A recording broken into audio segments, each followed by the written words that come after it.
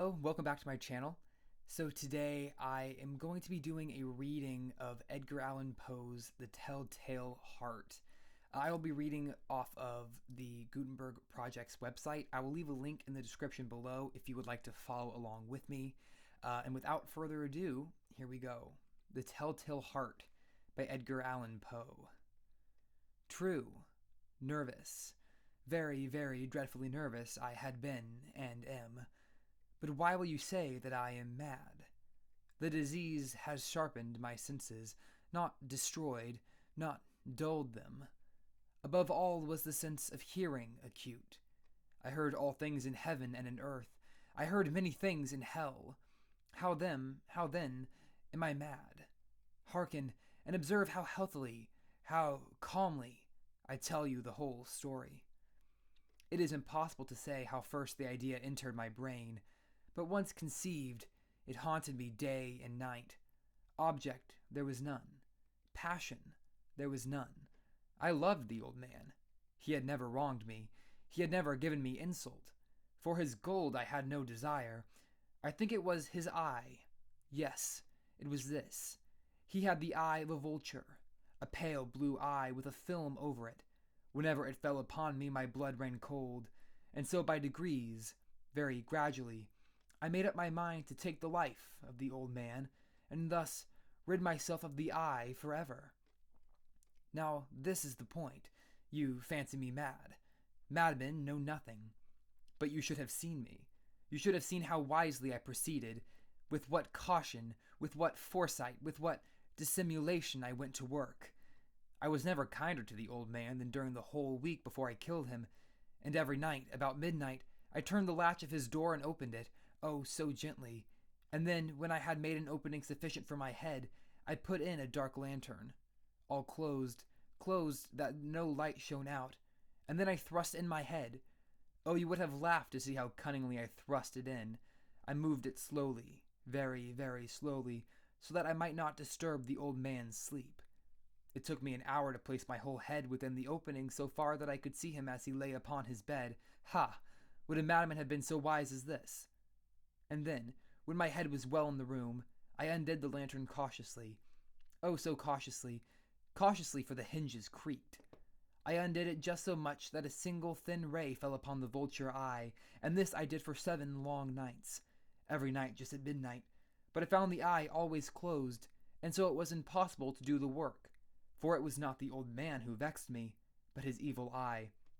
And every morning, when the day broke, I went boldly into the chamber and spoke courageously to him, calling him by name in a hearty tone, and inquiring how he had passed the night.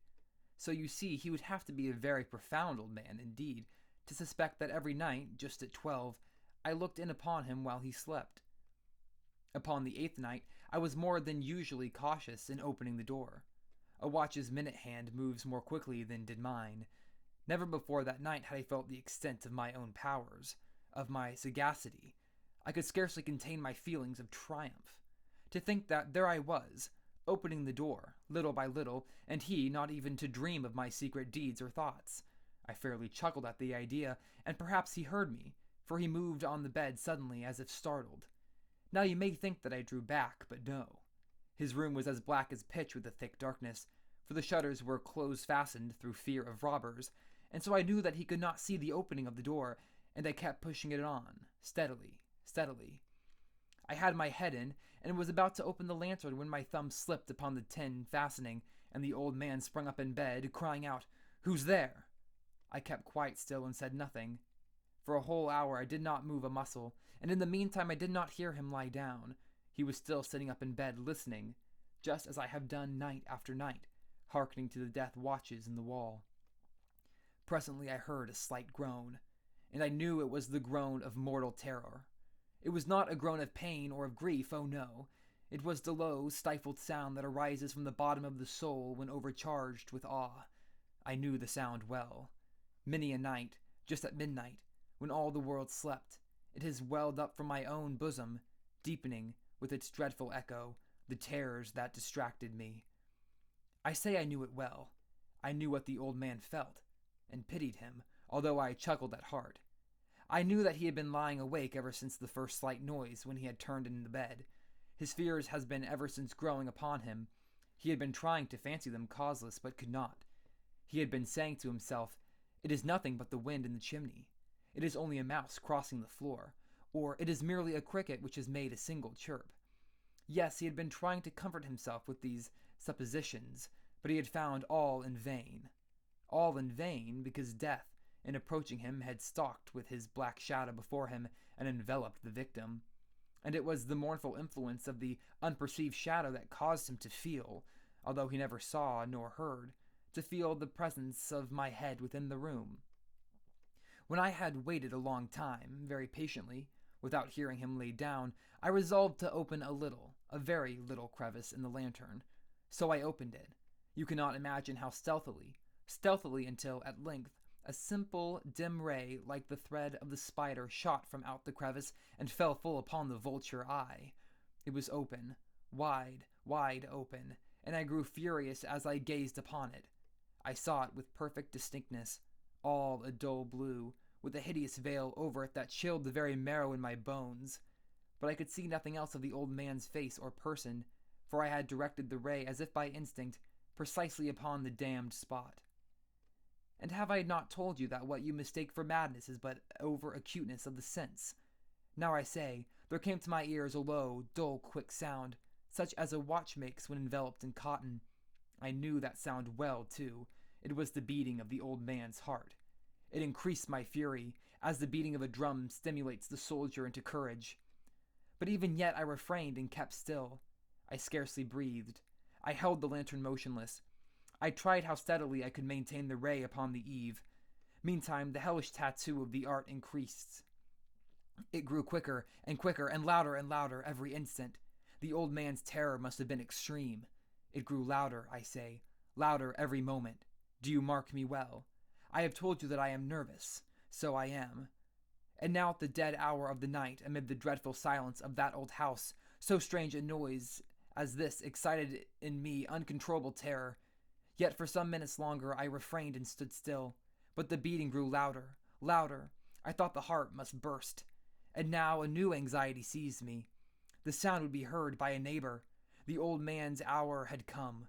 With a loud yell, I threw open the lantern and leaped into the room. He shrieked once only. In an instant, I dragged him to the floor and pulled the heavy bed over him.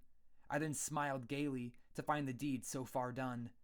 But for many minutes, the heart beat on with a muffled sound. This, however, did not vex me. It would not be heard through the wall. At length it ceased. The old man was dead.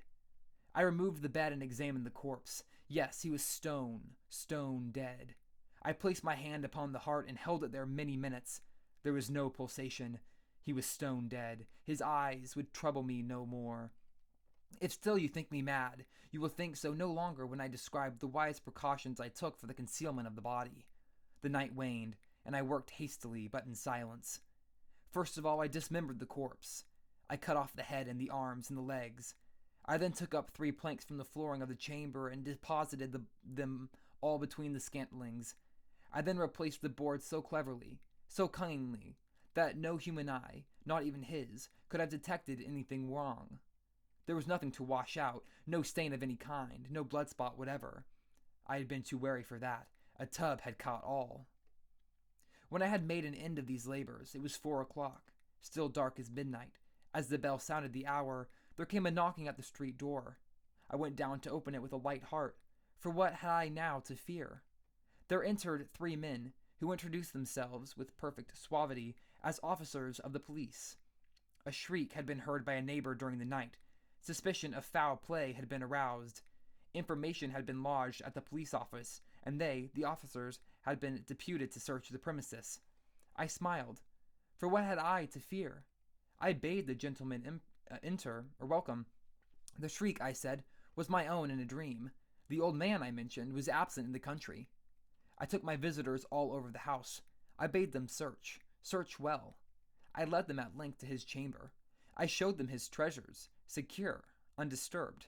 In the enthusiasm of my confidence, I brought chairs into the room and desired them here to rest from their fatigues, while I myself, in the wild audacity of my perfect triumph, placed my own seat upon the very spot beneath which beneath which reposed the corpse of the victim.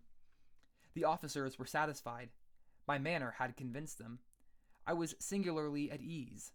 They sat, and while I answered cheerily, they chatted of familiar things. But ere long I felt myself getting pale, and wished them gone. My head ached, and I fancied a ringing in my ears. But still they sat, and still chatted. The ringing became more distinct. It continued and became more distinct. I talked more freely to get rid of the feeling, but it continued to gain definiteness, until at length I found that the noise was not within my ears. No doubt I now grew very pale, but I talked more fluently and with a heightened voice, yet the sound increased. And what could I do? It was a low, dull, quick sound, much such a sound as a watch makes when enveloped in cotton. I gasped for breath, and yet the officers heard it not. I talked more quickly, more vehemently, but the noise steadily increased. I arose and argued about trifles in a high key and with violent gesticulations, but the noise steadily increased. Why would they not be gone? I paced the floor to and fro with heavy strides, as if excited to fury by the observations of the men, but the noise steadily increased.